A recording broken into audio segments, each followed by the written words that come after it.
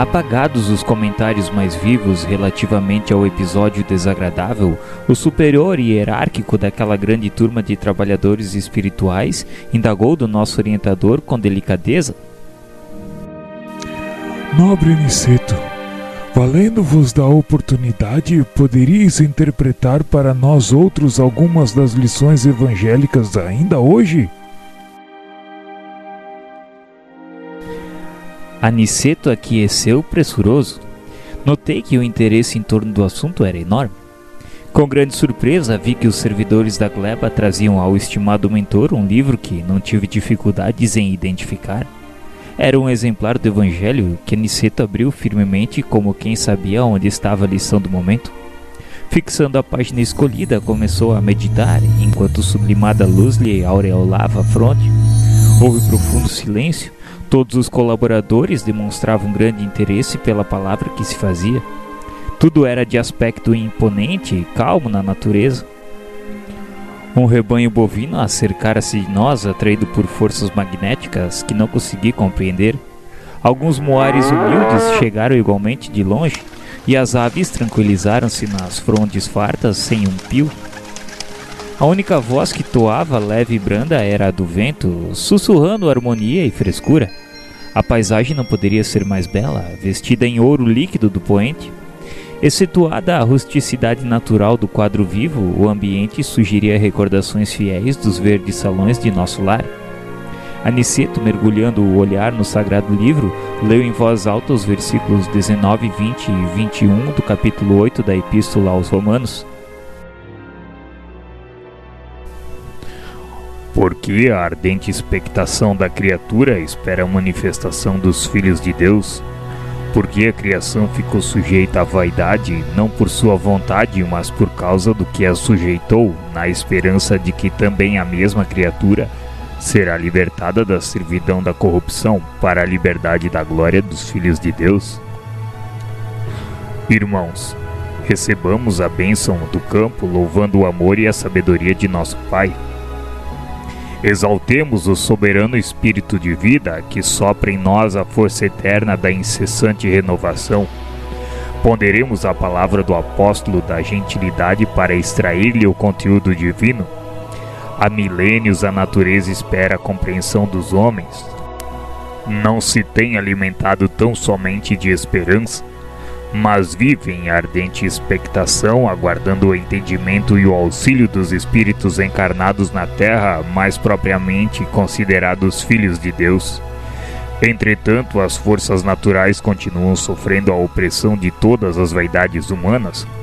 Isso, porém, ocorre, meus amigos, porque também o Senhor tem esperança na libertação dos seres escravizados na crosta, para que se verifique igualmente a liberdade na glória do homem. Conheço-vos de perto os sacrifícios abnegados trabalhadores espirituais do solo terrestre. Muitos de vós aqui permaneceis como em múltiplas regiões do planeta, ajudando a companheiros encarnados acorrentados às ilusões da ganância de ordem material. Quantas vezes vosso auxílio é convertido em baixas explorações do campo dos negócios terrestres? A maioria dos cultivadores da terra tudo exigem sem nada oferecer.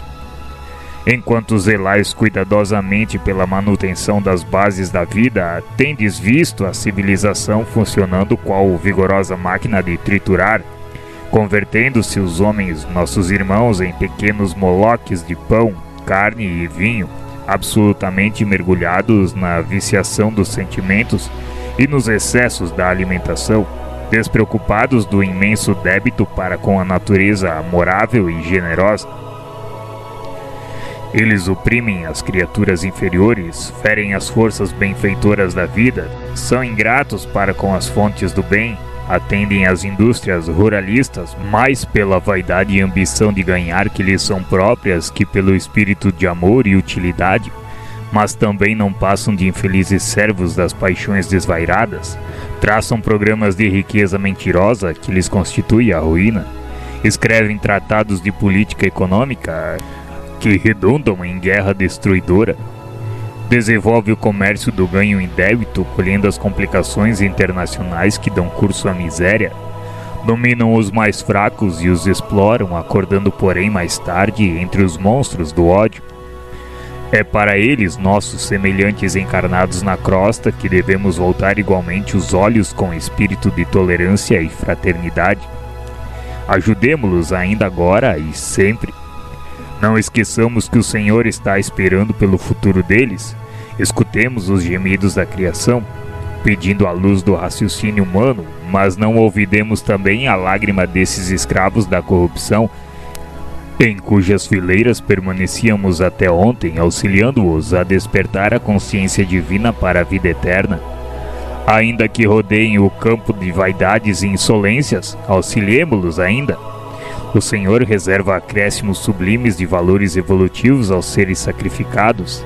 Não olvidará ele a árvore útil, o animal exterminado, o ser humilde que se consumiu em benefício de outro ser. Cooperemos por nossa vez no despertar dos homens, nossos irmãos, relativamente ao nosso débito para com a natureza maternal. Sempre, ao voltarmos à crosta, envolvemo-nos em fluidos do círculo carnal. Levamos muito longe a aquisição de nitrogênio.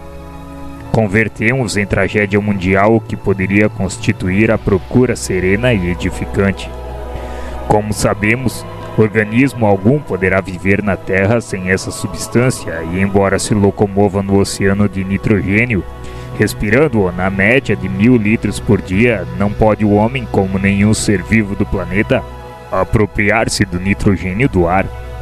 Por enquanto, não permite o Senhor a criação de células nos organismos viventes do nosso mundo que procedam à absorção espontânea desse elemento de importância primordial na manutenção da vida, como acontece ao oxigênio comum. Somente as plantas infatigáveis operárias do orbe conseguem retirá-lo do solo, fixando-o para o entretenimento da vida noutros seres. Cada grão de trigo é uma bênção nitrogenada para sustento das criaturas. Cada fruto da terra é uma bolsa de açúcar e albumina repleta de nitrogênio indispensável ao equilíbrio orgânico dos seres vivos. Todas as indústrias agropecuárias não representam na essência senão a procura organizada e metódica do precioso elemento da vida.